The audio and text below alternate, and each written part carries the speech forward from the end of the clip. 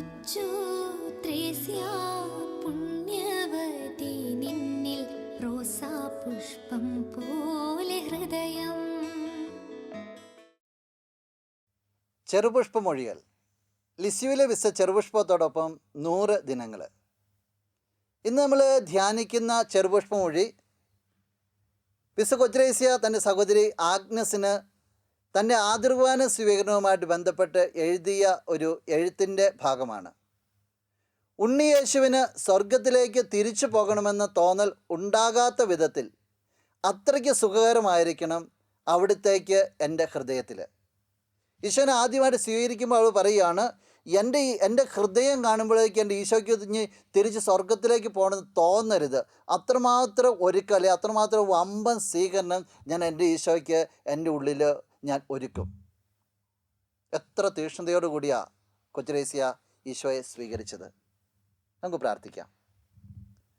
നല്ലവളായ വിശുദ്ധ കൊച്ചുത്രേസ്യയെ, ഉണ്ണീശോയെ ആദ്യമായിട്ട് സ്വീകരിക്കുവാനായിട്ട് നീ കാണിച്ച ഒരുക്കം വല്ലാതെ ഞങ്ങളെ അത്ഭുതപ്പെടുത്തിയാണ്.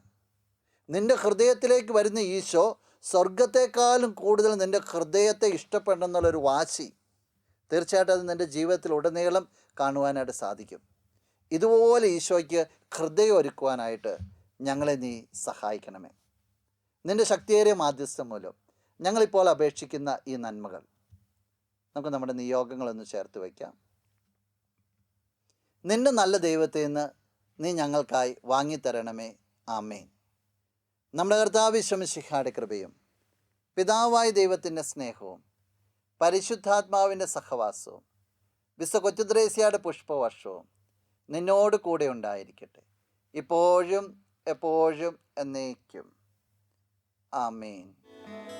കൊച്ചു ത്രേസ്യ പുണ്യവതി നിന്നിൽ റോസാപുഷ്പം പോലെ ഹൃദയം.